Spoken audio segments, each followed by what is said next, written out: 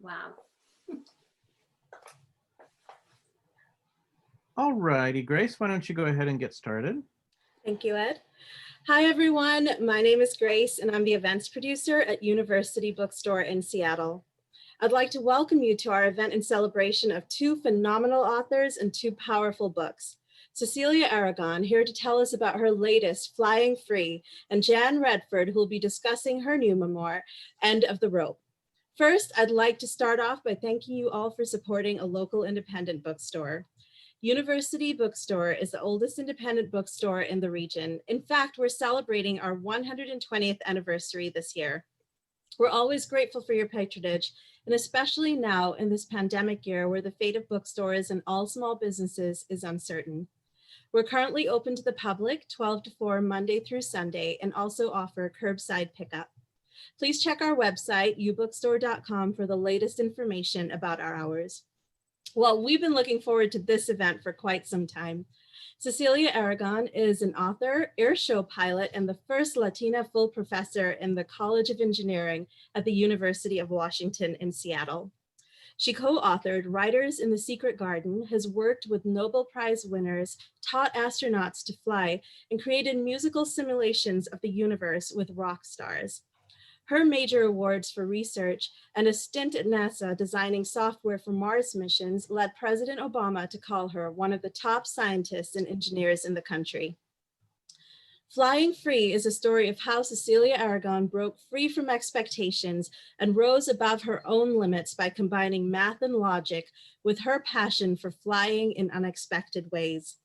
You don't have to be a math whiz or a science geek to learn from her story. You just have to want to soar. Jan Redford lives with her family in Squamish, BC, where she mountain bikes, trail runs, climbs, and skis. Her stories, articles, and personal essays have been published in the Globe and Mail, National Post, Mountain Life, Explorer, Catapult, Electric Lit, Lit Hub, and anthologies, and have won or been shortlisted in several writing contests. She is a graduate of the Writers Studio at SFU and holds a Master in Creative Writing from UBC.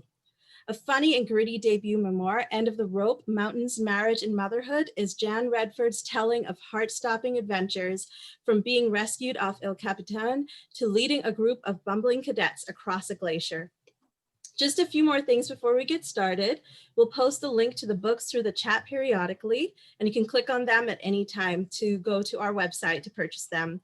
This event is being recorded and will be on University Bookstore's YouTube channel in 2 to 3 days. If you have any questions for the authors, please put them in the chat field and we will get to them at the end of the discussion. And now I'll turn the virtual stage over to Jan and Cecilia. So, hi everyone, I'm Cecilia Aragon. I'm Jan Redford. And so we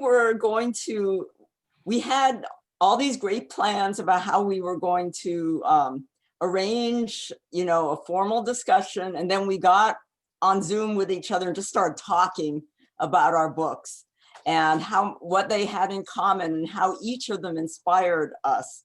I know Jan's book really inspired me, and she said she liked mine, so hopefully that's true. So what we thought we would do is I'm going to show a short video about what I do, about my flying, and Jan's going to show some slides about her book and her life. And then we'll just jump right into a conversation where we'll ask each other questions. Does that sound still good, Jan? Yeah, perfect. And then I think we've got 15, 20 minutes at the end for audience questions. So, yeah. Right. So please put your questions in the chat and we will get to them after our conversation. Yeah. And we each have about a 7 to 10 minutes spiel. So, okay, go for it. All right. Thank you. Okay, so I'm going to start by sharing my screen and I'm going to show a video. This was a 3-minute segment that appeared on the Today Show. Let me see if I can share it now. Can you figure it out? Right. Okay. So can everybody see it now? I can see it, yeah. Great. So I was afraid of just about, can you hear it? I was Yes. afraid of heights. Certainly I was afraid of flying. I was even afraid of getting in an elevator. Cecilia Aragon overcame several phobias to become a solo pilot in the mid-'80s. And in the span of 6 years, the first Latina on the U.S. aerobatic team. I was the last person that anybody would have predicted that I would learn to fly a small airplane. Once a shy girl who excelled in math, Cecilia was raised in the Midwest by a Filipino mother and Chilean father, and went on to navigate the sky with high speed and precision. As a young girl, she says that she was bullied and that teachers dismissed her. It made me think that maybe there was something wrong with me. Self-doubt and fear of failure continued into her 20s, but a turning point came in 1985, 1 week into her job as a Silicon Valley software developer. I was saying no to everything new, and I was just doing kind of the minimum I could to get by. And my friend, Carlos, one day, he said, "How do you like to go for a ride in a small plane?"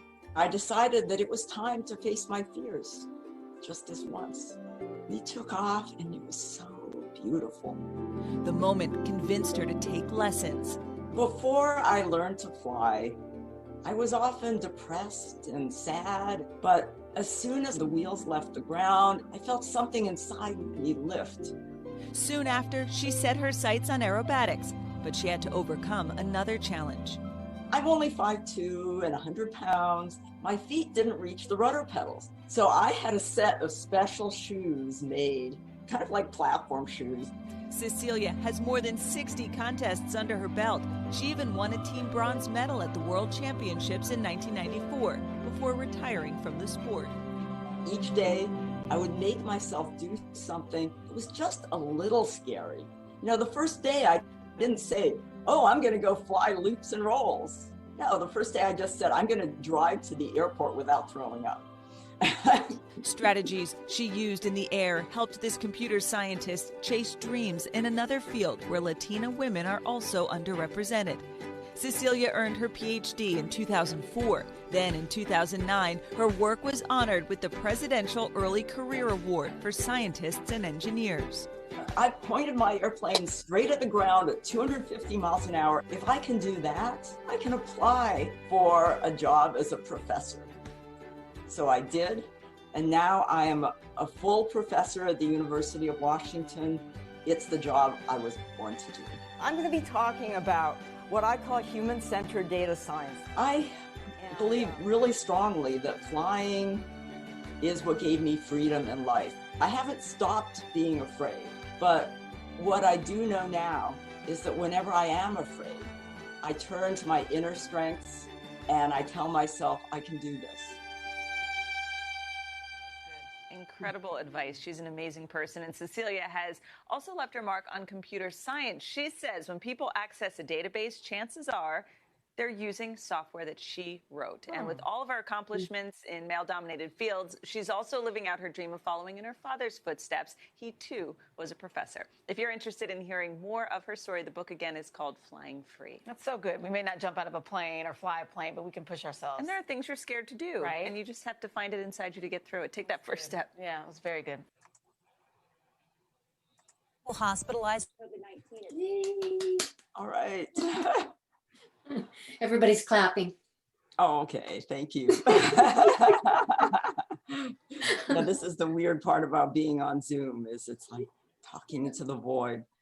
Yeah. So yeah, I mean, I think I'll just leave it at that. And I mean, I have some more stories I can tell about how I wrote the book, but I'm going to leave that to the conversation. And I just want to say before I hand it over to Jan that when I read Jan's memoir, End of the Rope, I was just blown away. It gave me so much solace to see, you know, to see a woman defying convention and doing things that most people said were scary. And I loved reading all her descriptions of what it was like to climb. It just gave me, you know, it gave me a lot of comfort, I guess, because one of the things when you do something kind of unusual for a woman is you always feel there's always this little voice somewhere that's saying, you know, is this the right thing? You know, is this really going to help? You know, am I going to be able to connect with anybody else? So it was just so delightful to meet Jen and say, oh, wow, a badass woman who's doing all this cool stuff. So take it away. Thanks, Cecilia. Okay, let me see if I can figure this out too.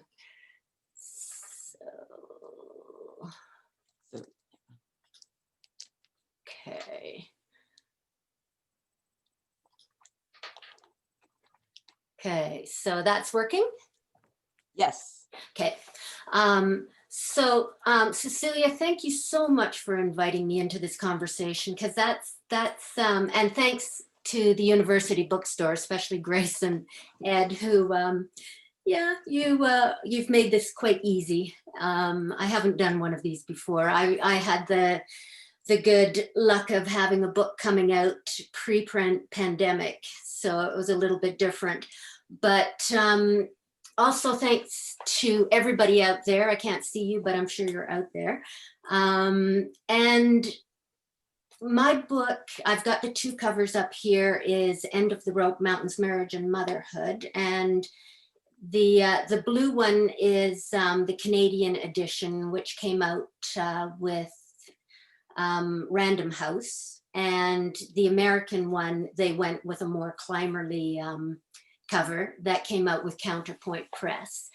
And so in a nutshell, it's about, it's very similar to the same themes, to the themes in Cecilia's book.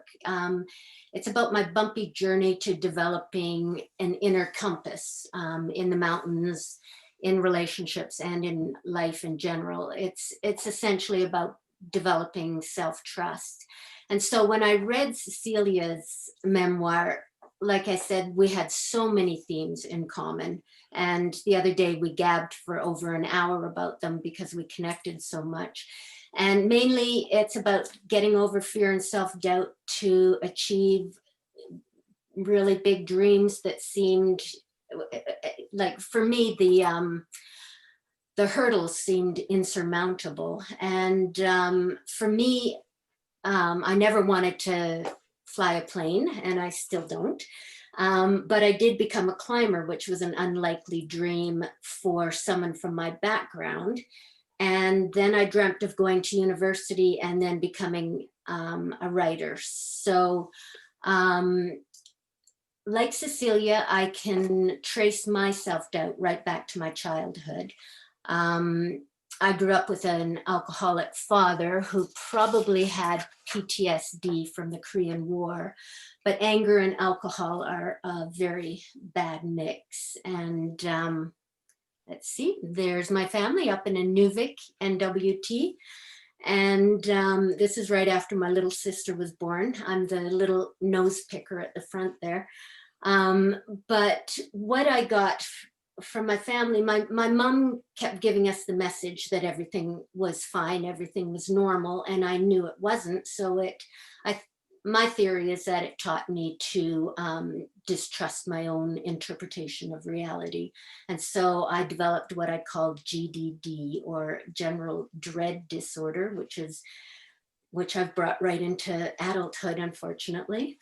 But climbing seems like a strange activity for someone like me to get into, but I think it was that sense of vulnerability I felt, my need for control, that drew me to high-risk sports initially. I wanted something to toughen me up and make me feel a little safer in the world. And so I started climbing when I was 19 down at Knowles, the National Outdoor Leadership School in Wyoming. And I climbed through my 20s, and I did a lot of ski touring. I got into ice climbing and mountain climbing, and I financed my really free, fun lifestyle with tree planting, ski patrolling, waitressing, and climbing instruction, things like that. And so in the early 80s, there weren't a lot of women climbing. And I love the way Cecilia she tried to adapt to her environment by changing herself, by weighting herself down so she was heavy enough to fly the plane, and wearing those platform shoes so she could reach the pedals. And I tried to adapt in the same way to my environment, which was a very testosterone-ridden climate. And I tried to be tougher and more disgusting than all the guys. And this is me at the base of a climb with a big chew of Copenhagen in my lip. So that's, I definitely won in the disgusting department. But climbing was sort of a crash course. Oh, I don't think it's going. Huh, there we go. Climbing is a crash course in self-reliance. And so when you're up on lead, you can't just, that's the riskiest part of climbing when you're leading. You can't just give up on yourself and let fear overtake you, or you risk a big fall, possibly even hitting the ground. So I did have a few strong climbing years, but then self-doubt started to trickle back in. And that was after having a few close calls myself with death, and also after some of our friends in the climbing community started dying. And the risk didn't seem worth it after a while. And I started making plans to go to university. And that's about the time I met this lovely man. This is Dan Guthrie. I was 24, and I'd been in and out of a few very doomed relationships. But I fell in love and I moved in with him in Banff. And my plan was to become a teacher and to have Dan's babies and live happily ever after. And so the problem was that he was a very extreme climber and ice climber, mountain climber and ice climber, which is much more dangerous than the rock climbing that I was doing.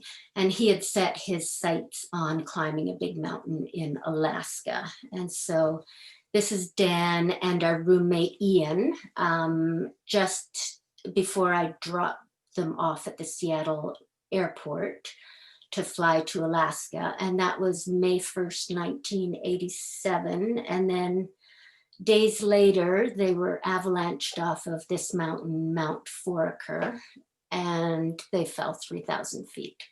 So that, that loss really sent my life into a tailspin. And my reaction was to run as fast as I could from the grief. And instead of dealing with it, facing my storm on my own, I let another man save me. And unfortunately, that was like jumping from the frying pan into the fire. After the memorial, I ended up with another climber whom I call Grant in the book for obvious reasons, if you read the book. He was doing even more extreme climbing than Dan Guthrie, and he was also a logger, which is also very dangerous.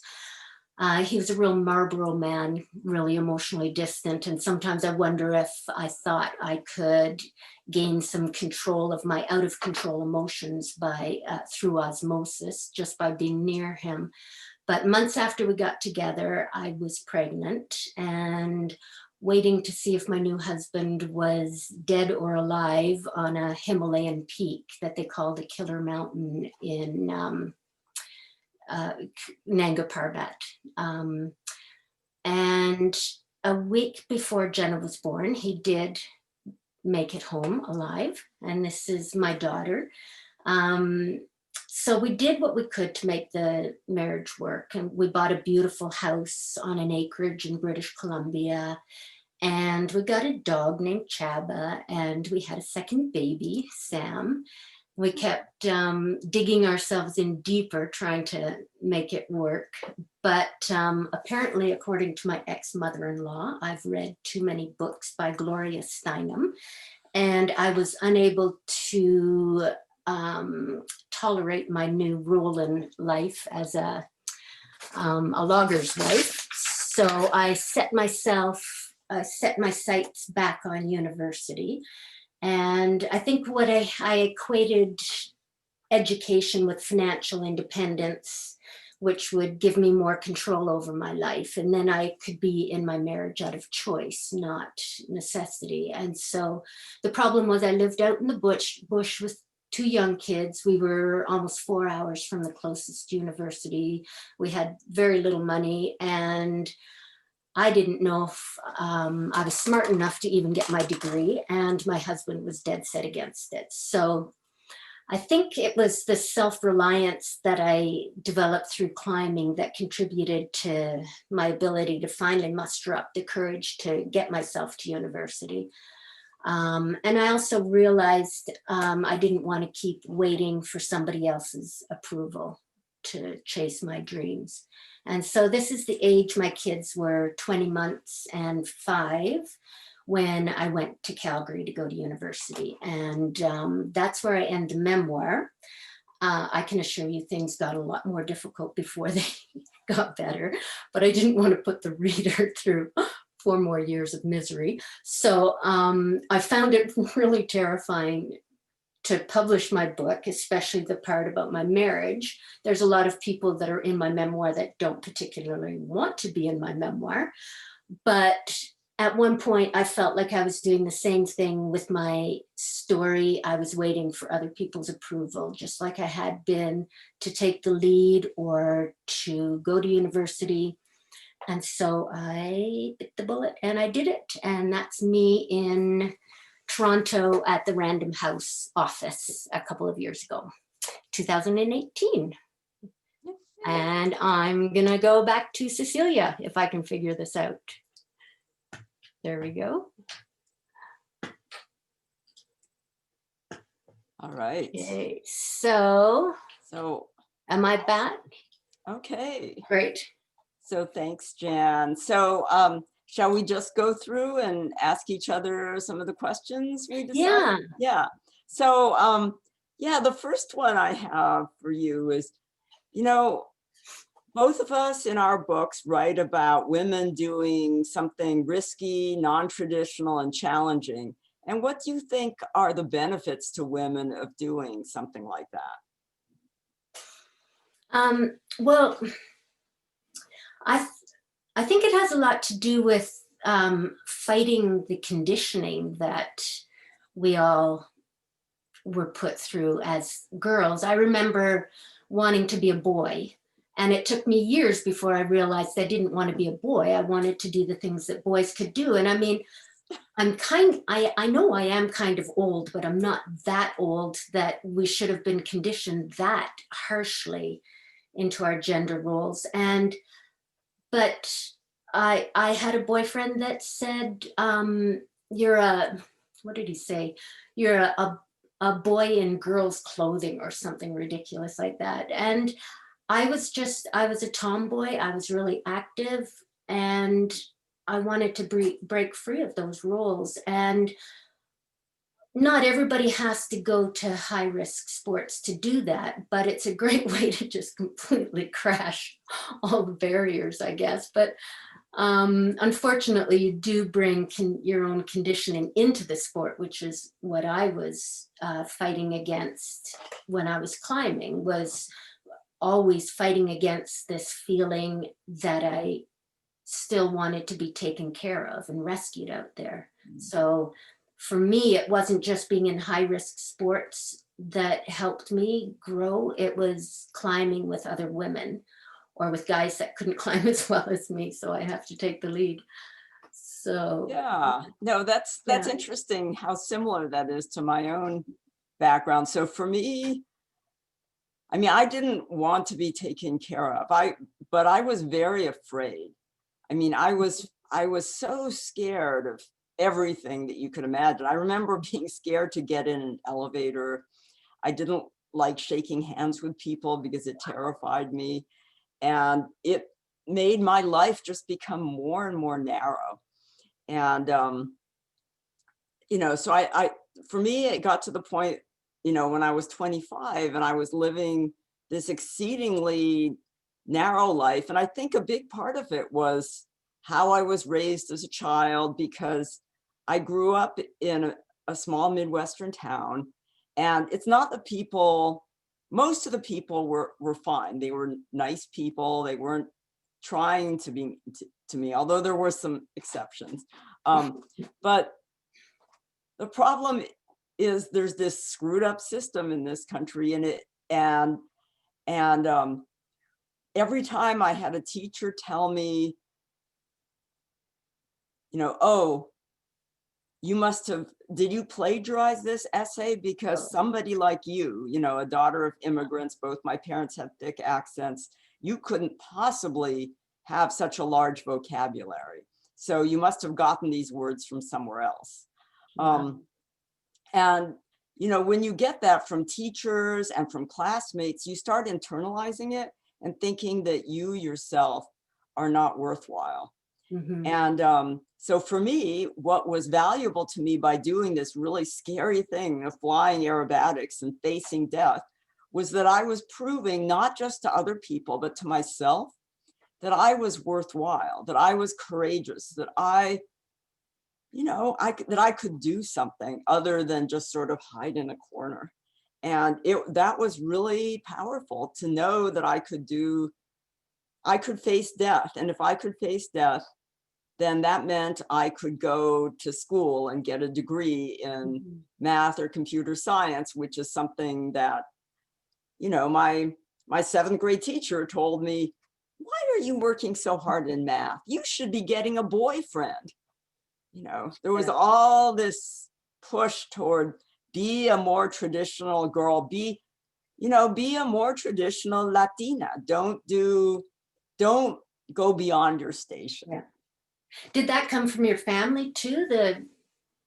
No, my family, I was actually really lucky. I mean, this is probably what got me out of this. I think if it hadn't been for the support of my parents, who were really the only people who supported me, I probably, would never have gone to college, because my guidance counselor didn't think I should go to college. My teachers didn't think I should go to college because, Latinas usually work in the field, right? I mean, so Yeah. what else was I going to be doing? But my parents, I mean, this is my privilege, right? Is my mom is from the Philippines. She came to the United States at age 19 because she really wanted to go and study at the University of California in Berkeley.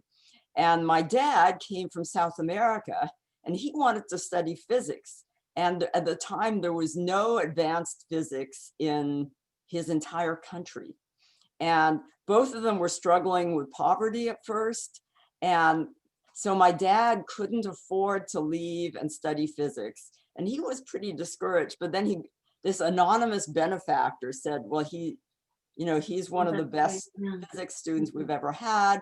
And they gave him some money. And at that time, the University of California, Berkeley was the only university in the world the only top university in the world that didn't have tuition. So they could both come there. And so the two of them from two totally different countries met at the International House. And that's how people say, how can your parents be from the Philippines and from Chile? And I said, well, they both, they came to Berkeley.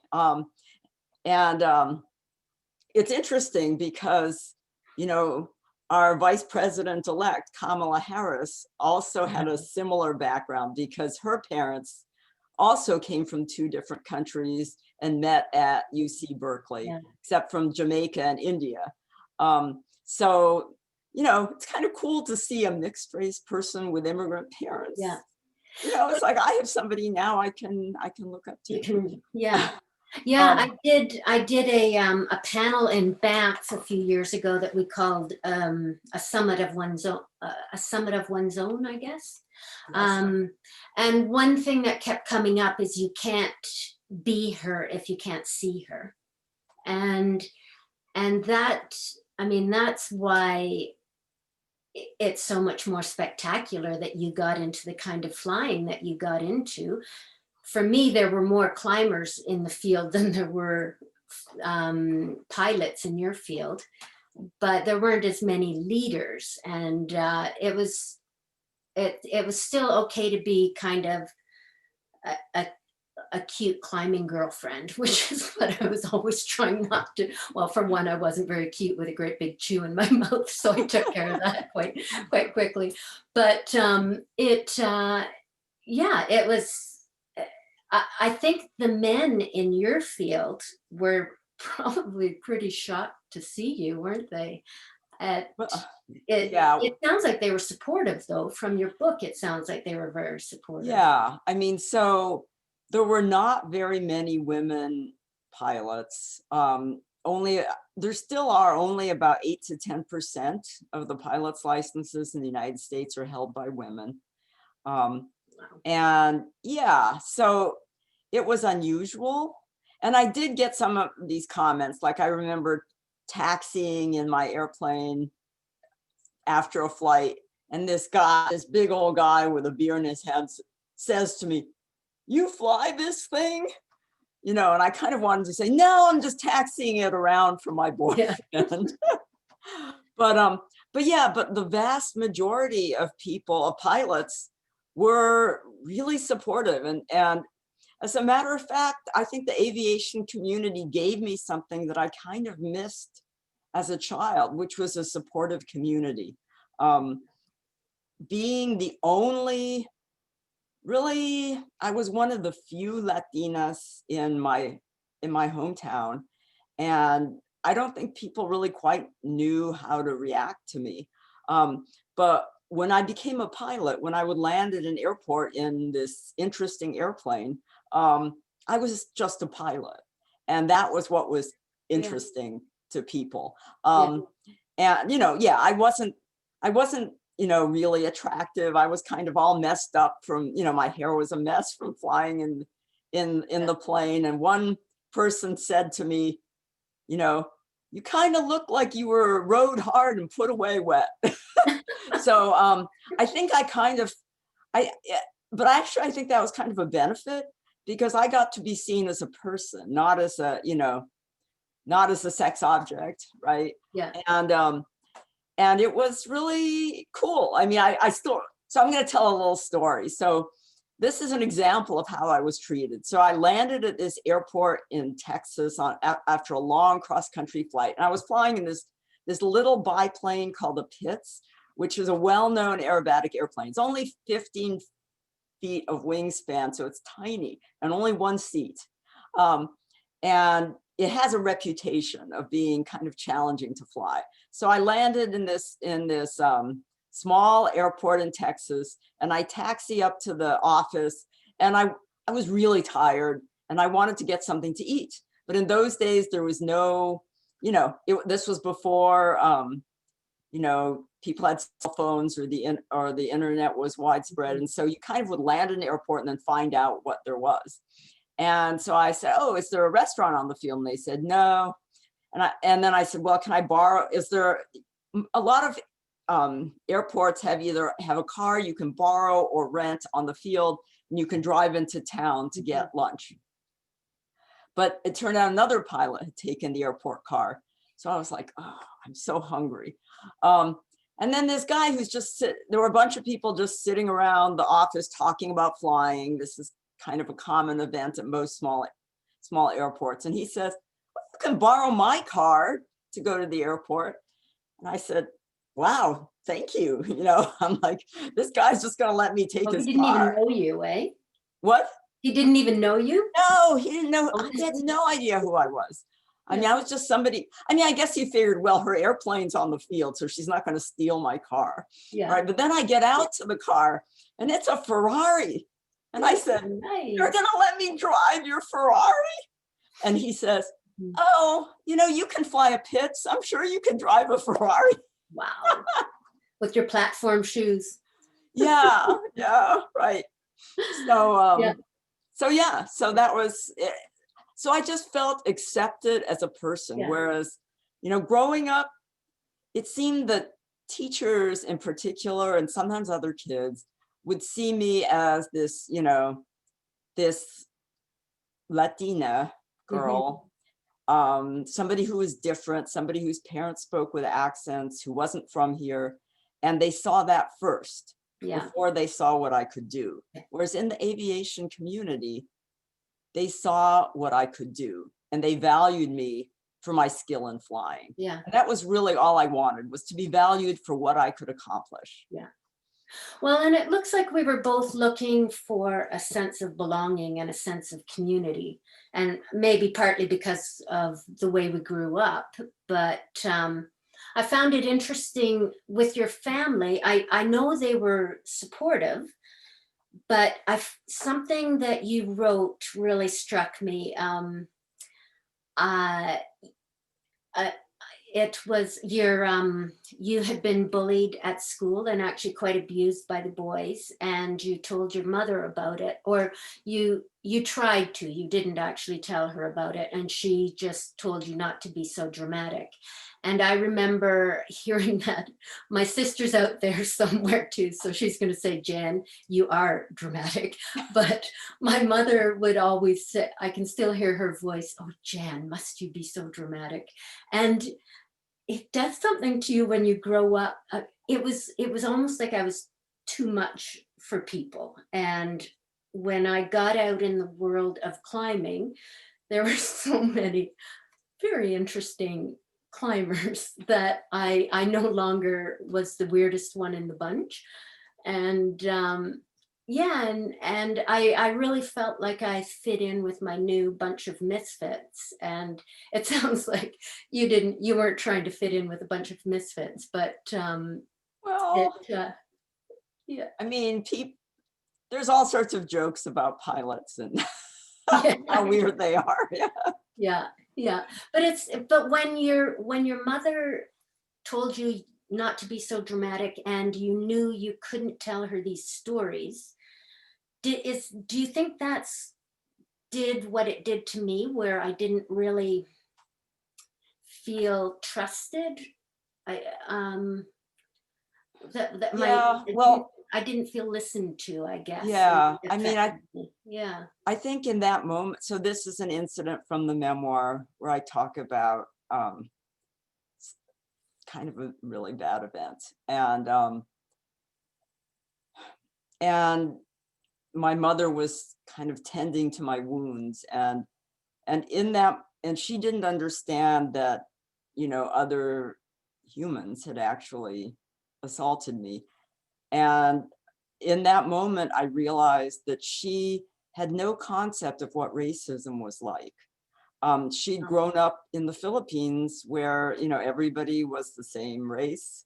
And although she knew what racism was like in the US, because she hadn't grown up with it as a child, she hadn't internalized it. These sorts of things are so powerful when they impact a child, much more so than when they impact an adult. I mean, they're bad all the time. But so what I felt then, I remember thinking, my parents love me, but they can't protect me. Mm-hmm. So there is no safety in the world except for what I make for myself. And that was kind of a devastating revelation. And I remember I cried, and then I made up a story and I told my mother that I had fallen. And, and I've often thought a lot later on when I read about, kids who grew up in households where there was abuse, I thought, for me, it was the reverse, right? Home was my safe spot. And I would hide the injuries I got in school from my parents. But I have to say, I mean, I wouldn't have had it the other way, because my parents' love for me gave me incredible strength. And that is what enabled me to fight off all the negative talk that I got from the community around me as a child. And, because my dad always supported me, so my classmates would tell me, oh, it's disgusting that you get 100 in math. Maybe we should, take you out back behind the school and punch you. But my dad would say, I'm so proud of you. Yeah. you make my buttons pop. I know. And I love reading that in your yeah, book. and so I became a rebel, and not a rebel against my parents, but a rebel against my classmates. And because they would say, don't do so well in school. And I'd be like, no, I'm not going to do what you say. I'm going to do what the people who love me say. And because my parents believed in me, and because they said I could do anything, I sort of kept that inside me. Although, it was a fight, because it's really, you have this one voice telling you you're wonderful, but then a chorus of voices of teachers and other classmates saying you're nothing. Yeah. But because what I realized, and I think that's that moment of revelation when I decided to go for that ride in the small airplane, I realized that I had to go through a journey of kind of facing death, because to me, it was scarier to face death in an airplane than it was to get a PhD in math or computer science, because I still remembered those childhood, blows. And so I had to take that journey to overcome it. Yeah. And by doing that, by facing my fears, I was able to overcome all the other fears in my life. And I was able to shatter those low expectations that I'd had from childhood. And I really believe that many of us have this. I mean, when I talk to so many people, whether it's women or men or people of color or white people, so many people have had something in their childhoods that, where they were wounded, they were traumatized. And because of that, they kind of have imposter syndrome. They're not really reaching, their true potential. Yeah. And I think it's important to take one thing that, for me, I took one thing that I was good at. And for me, it was math, but it could be anything else, really. It could be climbing, it could be, art or dance or anything, is to take one thing that you're good at and then use it to become good at everything else. And that will open up your life.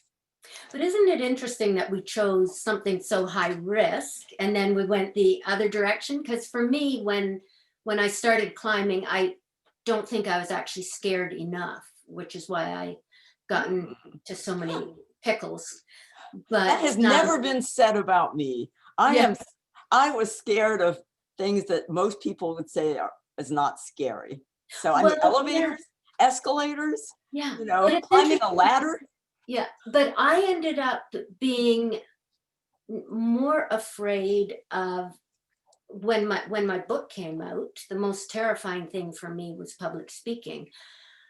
But I equate, and it was way scarier than any climb I've done, was the first public speaking I did. And I equated it with, it was the same feeling of showing weakness, I think, or it was the same feeling of exposure, being up on the stage, letting fear show through. Because I think when I was climbing, I was more afraid to show fear than to feel fear, than to, yeah. So I mean, I'm not proud of that. It means I was more worried about what other people thought of me than dying. But it for me, that's when I had to start getting out of climbing, was when I realized that I was doing it for the wrong reason. It wasn't just for me, and it just ended up getting too competitive. And so but I feel the same way that you feel. The fact that I was able to do the kind of climbing and the kind of lead climbing that I did, not just following, which, if people don't know much about climbing, when you're seconding on the rope, when you fall, the rope just catches you and you can't really go anywhere. When you're leading, you can take a big fall. So that was what was important to me, was lead climbing, so that I would be out there relying on myself, not relying on somebody else. And that's what you had to do in the plane, which I could really relate to in your book. But when I started losing it leading, I knew it was time to get into mountain biking, get a new set of scars. Yeah, but so, but I'm curious about how we've both talked about those feelings we have of exposure, having such a personal memoir out there. How are you feeling now that your book is out there? How have your kids reacted to it? Well, so my daughter hasn't read it yet. Ooh, lucky you. But my son is loving it. Okay. I mean, he's not finished with it yet. But he says, oh, it's really funny. I didn't expect this of you. Because I think kids see your mother as their mother as a somewhat different person. Yeah. So I think he didn't expect to see humor in the book. Yeah. But yeah, so he likes the humorous stories, the comical experiences I had with flight students and being a very timid instructor and almost getting into trouble that way. Yeah. You don't have as much sex and profanity in yours, so it's not quite as embarrassing to have your kids read it. Well, I mean, there is a little sex in there, and my son said he didn't like reading that part. And I said, that's I was going to black out. Yeah. I was going to give my kids a copy and black out a whole bunch. Yeah. Yeah. But the rest of the world, the aviation world, have you heard back from any of the pilots that you? Yeah, I mean, people, they really like it. They really like the way I describe it, and they're excited because they're hoping that I mean, pilots love flying, and they always like to see a positive portrayal of flying. And there's a lot of people who read the book and said, well, I never really thought about flying before, but it sounds so cool the way you describe it. So maybe I'll take lessons. And so the pilots have said, yeah, I'm giving this. A lot of pilots have been giving my book to their daughters. It's really kind of cool. Yeah. Great. Yeah. Yeah. Yeah. I'm not sure how many people are giving their daughters my book, but yeah, my book has been well received. It's just a little bit like the firefighters and ambulance drivers and police. There's sort of a bit of a rah-rah brotherhood of the rope kind of thing that the women have accepted it, I think, fully. The men, I guess I don't know this for sure, but there's been a little bit of cooling off with some people, but it's a bit, I don't expose secrets of people's secrets, but I write about the climbing community, not always in I didn't sugarcoat anything really. Well, I didn't either. No, I know. Certainly did not. Yeah. Yeah. So I think we're getting a message coming in. Yes, Yeah. I'm here. Yeah. We have a couple of questions. Hi, you two. So I thought I'd interrupt, although we could listen to you guys chat for a couple of hours. But Cecilia, this question is from Sharon to you. How many years did you fly on the team, and why did you retire? So I was on the team for 4 years. And that was 2 world championships, two times the Olympics of aviation, the international contest. And I retired because I got pregnant and I had my first child. And I actually was going to try to fly right after my daughter's birth, but she was late for some reason, And so it was only 6 weeks after after I'd given birth to her, and I had this whole plan. My mom met me at the airport and watched over the baby while I was flying in the contest to make the U.S. aerobatic team. But my abdominal muscles had not quite knitted together at 6 weeks after the birth, and so I couldn't pull the G-forces I needed to. So I didn't make the team. And after that, I decided to retire and start teaching because I love teaching. And, it is challenging to be, when you're on the team and having this sort of life, you're away from home. I would typically be gone 22 weeks out of the year.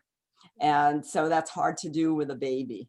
So I stayed home and taught aerobatics from my home airport and had a lot of fun that way. My daughter she even got, what did she do? She has a logbook of her in utero flying lessons. Oh, wow. That is such a great heirloom to pass on. Thank you. And this is a question for both of you from Samantha. When and why did you decide to write your books, and what was that process like? And we'll start with Jen. Wow. Mine was a very, very long process. I was teaching a memoir writing workshop, and I called it How to Write a Memoir in Less Than 12 Years. Because I think it took me about 12. That's a conservative estimate. But for me, I think I was partly dragging my feet because it was so scary to publish a memoir. I was just as terrified of finding a publisher as I was of not finding a publisher. So for me, it's the same with all writers. For me, I learned to write with this material. So I wasn't writing much before I started this memoir, and I started it as short stories and then knit the whole thing together into a memoir. So it took quite a few different forms, but I found it was my material to learn how to write. So, and for me, and why I had to write it. For me, I had to write it. It was not something I couldn't do. It was as strong as having to climb when I was climbing. And I felt like when I was in a situation, in different situations that I couldn't get out of, in relationships in particular, I turned to other women's stories, and those kept me sane, and they showed me that other women could do it, and if they could, I could. And I wanted to share what I'd been through. Yeah. Thank you. And how about you, Cecilia? So I also had a long journey, very long journey. I actually started writing my memoir in 1999. And yeah, so, and I always wanted to write. I wrote my first stories when I was 4 years old. I mean, I still have it. I have this little book that I wrote called Wasting Kleenex. 4? And I was 4, yeah. And I wrote and illustrated my own book. It was pretty terrible. I hope so. You still have it? I still have it, yeah. So I always wanted to write. I was always writing stories when I was in elementary school and junior high and high school. But, my teachers told me I wasn't a good writer, and they said I wasn't creative. And the only thing that I had really was math, because, that's the thing is, if you get an answer right in math, nobody can take it away from you. I mean, this is why I love the STEM fields, is because for someone like me, I mean, I equally loved writing and English and literature and math, but the literature felt like it was closed to me because nobody believed I was very good at it. Whereas math, the teachers would look at me with this sort of funny look when I got 100% on a math test, but they couldn't take that grade away from me. But then so I kept on, but all this time I was trying to make a career in math, and then I wanted to go into computer science, but in those days my college didn't have a degree in computer science. And, you know, but I managed to do that, and then I got a job as a programmer. And in those days, it was not known as the sort of, you know, ticket to riches that it's supposed to be now. You know, it was considered sort of strange. Like memoir writing. Yeah, like memoir writing, right. I mean, so I was working as a programmer and I was writing on the side, but I didn't think about writing the memoir until 1999, when my mom wrote her memoir, Birthdays in the Cemetery, which is about growing up during World War II in the Philippines. And I just loved her story. And I said, oh, well, my mom can write a memoir, maybe I can too. And before then, I'd only written fiction. So in 1999, I sat down, I started writing my story. But it took a really long time. It wasn't until 2016, when I took a memoir class, that I really became serious about writing memoir. And through taking this class, I took a year-long class from 2016 to 2017. And at the end of the class, in 3 months, I got up early every morning at 5 a.m. before I went off to work, before the kids woke up, and I wrote the memoir, in the first rough draft, in 3 months. And then, of course, it took many more years to polish, probably 100 drafts, lots of rejections from, you know, from agents before I finally found my agent, and then he sold it to a publisher. Yeah. Thank you. It's a long journey. Yeah. It is a long journey, and I'm glad you both took that journey and were able to be here with us to share your books. So thank you both for being here and sharing your powerful stories with us. And thank you to our audience today. The event will soon be available on University Bookstore YouTube's channel, just in case you missed any of it. So look out for that in a couple of days. And you may purchase copies of End of the Rope and Flying Free through the University Bookstore website, and the link will appear in the chat. So again, on behalf of the audience and behalf of University Bookstore, thank you so much, Jan Redford and Cecilia Aragon. We had so much fun with you tonight, and I can speak for everybody, I think, by saying how inspiring it was to hear you both today. And So have a wonderful Grace, night. thank you, Thanks so much, and Grace. Ed and the University Bookstore for being wonderful hosts. And thanks to all of you in the audience for listening to us. Yes, thank you. Thank you, everybody. Have a great night. Good Bye-bye. night.